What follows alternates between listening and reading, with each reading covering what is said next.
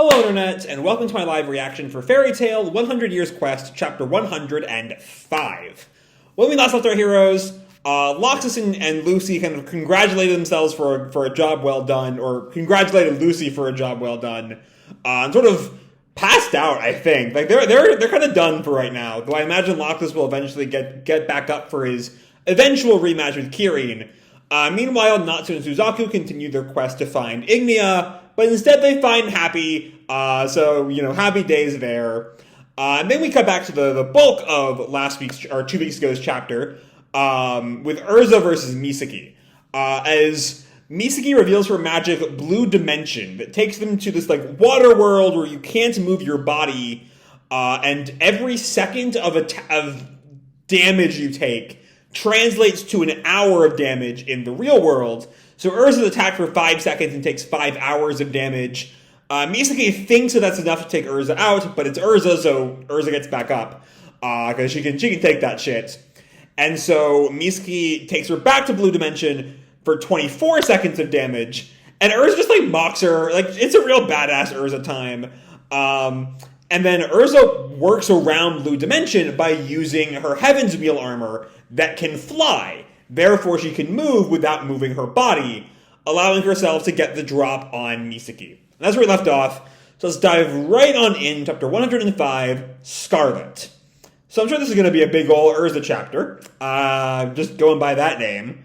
Our picture here is of a bath, of Wendy kind of scrubbing Erza's hair. We can almost see everything with Erza. There's a little bit of hair and smoke covering her nipples. Juvia's in the background. Thankfully, I'm never happy that I have to be thankful for this, but thankfully, the only bit we get of Wendy is her head. So, good on Mashima there. Say what you want to, as I said before, say what you want about Mashima and his fan service. At least he pretty much always leaves Wendy out of it. Bath time with all your best friends. It's a thing. If that's your thing, it's your thing.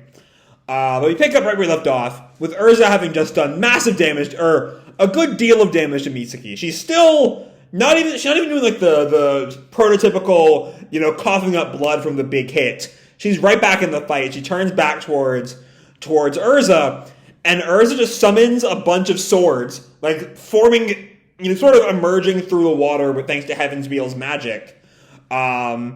And they all go flying towards Misaki. She just sort of deflects them all. And Misaki yells, "You will not defy my world!" And it looks like she's able to turn those blades back around on Erza. Because we see the swords doing the same materializing they do with the Heaven's Wheel armor. But now they're surrounding Erza. And she gets out of the way, but she still has to dodge them. Swords from the space? And Misaki goes on, "Did I not tell you? This is my world." And they keep on going by. Erza's mostly able to dodge them, but one of them gets, a chunk of her hair, it looks like. She doesn't take any actual damage, but it does stab through her hair. My imagination becomes power. Okay, so Blue Dimension will not be that easy to counter.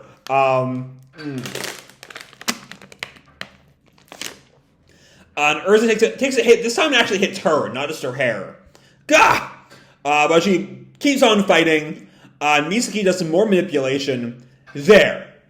And Erza sees something that shocks her, and then she's cut up. Her armor is cut, most importantly, which means she can't use her magic. And yeah, with Heaven's Wheel destroyed, all that's left is the skirt and a little bit to, keep this PG-13. But she can't move, thanks to the destruction of Heaven's Wheel. You cannot move without armor. Now break and scatter. But then she requips into a more water armor that we might have seen before. I'm gonna see if we've seen this one before. See if the wiki is updated with this chapter yet. Because we might have, and it's not updated with this chapter yet, but it's a water-based armor. She has so many armors I've never really even tried to keep them straight. But I guess with that armor, it's not quite as obvious a thing as flying, but I guess the armor still can propel her through the water faster. Misaki is shocked to see Erza's right back in the fight, though. My magic lets me requip my armor instantly. Oh, she didn't even know that, like, Erza... She didn't even know how requip works. Okay. But that lets her get in a slash on Misaki. Gah! As long as I'm armored, I can move in this space. And Misaki's sort of taken aback at Erza's strength. Where did she get this strength? And then she, like, darkens. So there are people like her. Interesting. And she lets loose another, like, barrage of attacks. I haven't been this serious in ages. And it hits Erza, but it doesn't seem to be like a blade. It seems... So, the way Erza describes it is, what just happened? She tore through space. And we see, the way it's sort of drawn is almost like the water world is being, like, cut away or something. And that tear is coming for Erza. And I don't know, I can't even really describe what's happening. Erza goes on, no, it's not that. Space. This space itself is attacking me? Which I guess is the best way to describe what's happening there. Because, yes, something is hitting her. And I can't quite find a better way to describe it than that.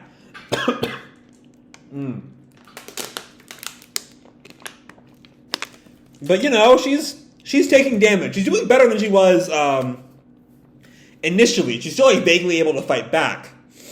And Misaki goes on, I am Misaki, one of Diabolos' Dark Dragon Slayer Knights. I have used this power only once before, while sparring with Kiria. Consider this an honor. Alright, an ability that puts her on par with Kiria, who we already know is the strongest of Diabolos. And it's still, like, it's sort of drawn, like, almost electricity. The way, like, the space is, like, curling around her hand looks like lightning. But I don't think it's meant to be lightning. It's just this weird concept of space tearing. But she throws, I guess, the space at Erza. Consider this an honor.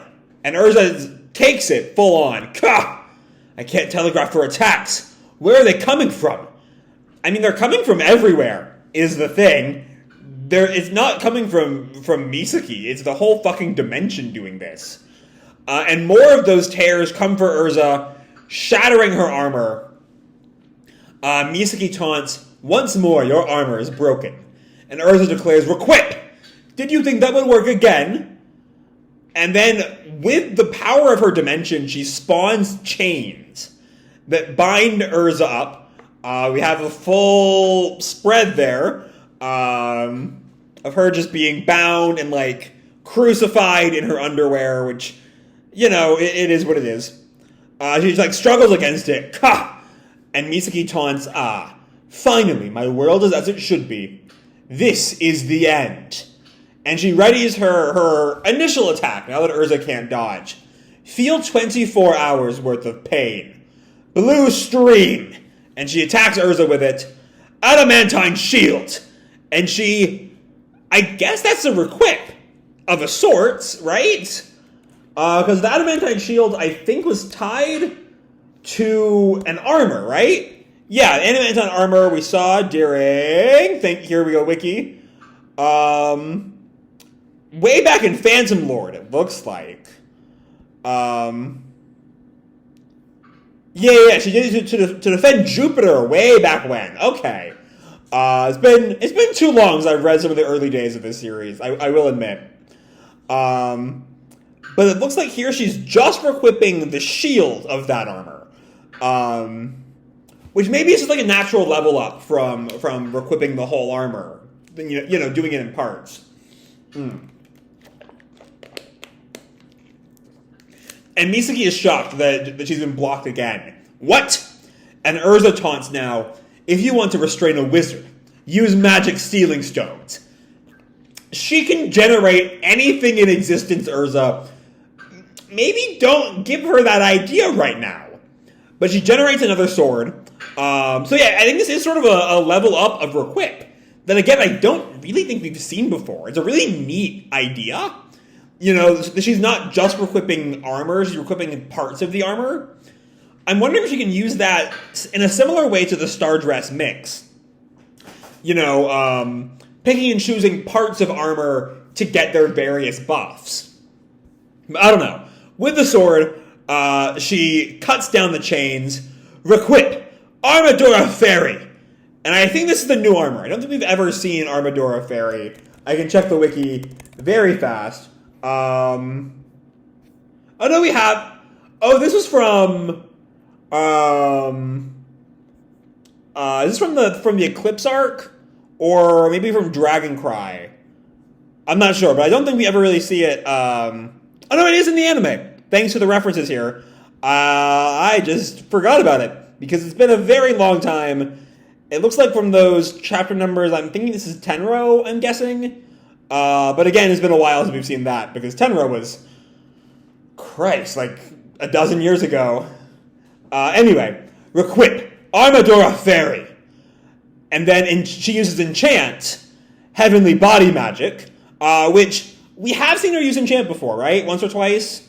One of those, she has the blood of an enchant type wizard, but she uses that heavenly body magic, which is Jalal's magic, that's the same stuff as Grand Chariot. So nice little tying in there, I'll say. But with that, she charges at Misaki again. Ha! And Misaki is a little panicked now. It cannot be. This is my world. How can she? And then she turns back, shocked by something. Oh, it has eroded to the color of her hair. Scarlet. And we see it's a thing that just does not work in a manga.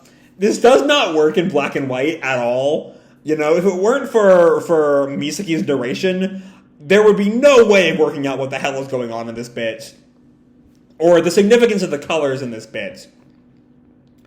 And Misaki's just sort of stunned. A scarlet dimension? Her magic power has overridden my magic? And Erza brings her blade down. Let this sword remind you of how you tore off my hair. And Misaki is just sort of shocked and almost panicked now. Fairy blade! Meteor! And brings the blade down. One hell of a 2-page spread there. And Misaki just screams, ah! Ah! And then Erza stands, bloodied, but I'm willing to say victorious. To be continued. Okay. I really enjoyed this. There's a lot of good shit in this chapter. It's just badass. There's not a whole lot of deep sort of interrogating anything here, sort of nothing much to examine beyond just, Erza using her abilities in interesting ways to come up with some frankly overpowered challenges. And I get that sort of the thing in fairy tales almost always been, give Erza the broken enemy, the one that'll always sort of make it feel cheap when she wins. Is what we saw it's sort of the mindset that led to the infamous because she's Erza moment in Tartaros. With Irene and her fucking summoning meteors out of the sky. Giving Erza the broken enemy is just what's done. And Blue Dimension is certainly a broken ability. And so I will say this is definitely it's definitely a better way of Erza overcoming the brokenness of her opponent than because she's Erza was. It's just fun. It's just a fun, good time. With her sort of, Actually, I want to take one moment more. Going back to the stuff I said about her equipping parts of armors. Because given how the chapter ends, I'm not quite sure that's it. Because the chapter ends, right, with her overtaking Misaki's dimension. Which I'm guessing is vaguely enchant based. That's my best guess. It feels enchant based. Especially because we have her enchanting the sword right before. My best guess is that she is, on some level, enchanting the blue dimension with her own magic. Maybe even a subconscious sort of thing. But my point is that maybe it's not Requip that brings out the sword, or the shield and then the sword, before she's equipping her whole armor. It's the dimension. As she slowly takes control of the dimension, as she slowly wrests it from Misaki's magic power, she can spawn things in the same way that Misaki can. Maybe it's... Blue Dimension as a whole is kind of a really vague concept. We didn't really spend enough time with Misaki to really develop it, given that Blue Dimension existed in all of 2 chapters. So that's I guess maybe a tiny strike against the chapter, that like we could have done more to develop this ability to know exactly how Erza is countering it. But I think in the end that's a minor quibble for a chapter that's just so goddamn fun. Like it's just Erza kicking ass. The Meteor 2-page spread is so good. Just look like it's not exactly the most like complex thing, complex drawing in the world, but like it just looks badass. And what else can you say beyond that? And Erza wins. And it's just a damn good fight. I will say, it's not at like the absurd highs of like Lucy versus Kiria or Wendy versus Haku, but it's really fun. It's just a fun fight. And yeah, with that's one more member of the Dark Dragon Slayer Knights down, leaving just Suzaku and Kirin. And Suzaku's kind of on our side, sort of at the moment, working on Ignia. So it sort of just leaves Kirin and Ignia and Celine. And again, eventually Suzaku as the threats here. So the arc is moving apace, and frankly, I can't wait to see how it all plays out next. So with that said, I'm going to leave this video off here. Hope you'll enjoy the chapter and the video itself. If you did, feel free to drop me a like or subscribe, or, do whatever makes it happy, And as always, your life is your own, okay? Bye! Don't know what to do with my hands there.